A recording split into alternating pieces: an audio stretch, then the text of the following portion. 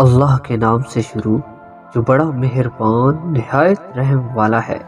حضرت عمر رضی اللہ تعالیٰ عنہ کہتے ہیں کہ میں نے رسول اللہ صلی اللہ علیہ وآلہ وسلم کو فرماتے ہوئے سنا،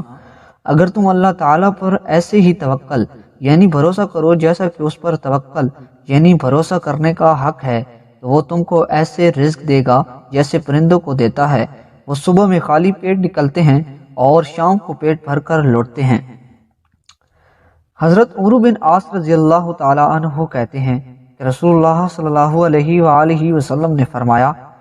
ابن آدم کے دل میں دنیا کی ہر چیز کی خواہش ہوتی ہے،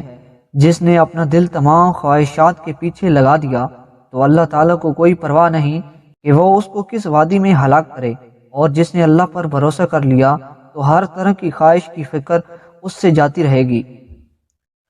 حضرت جابر رضی اللہ تعالیٰ عنہ کہتے ہیں، انہوں نے رسول اللہ صلی اللہ علیہ وآلہ وسلم کو فرماتے ہوئے سنا، تم میں سے کسی کو موت نہ آئے مگر اس حال میں کہ وہ اللہ تعالیٰ سے نیک گمان رکھتا ہو۔ حضرت ابو ہریرہ رضی اللہ تعالیٰ عنہ کہتے ہیں، نبی اکرم صلی اللہ علیہ وآلہ وسلم نے فرمایا،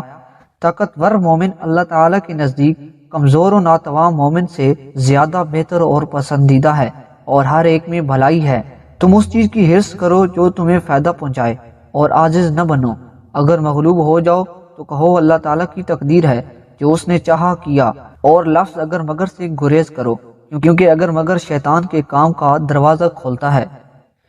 حضرت عبداللہ بن عباس رضی اللہ تعالیٰ عنہ کہتے ہیں کہ رسول اللہ صلی اللہ علیہ وآلہ وسلم نے فرمایا، دو نعمتیں ایسی ہیں جن میں اکثر لوگ اپنا نقصان کرتے ہیں، صحت و تندرستی اور فرصت و فراغت کے ایام۔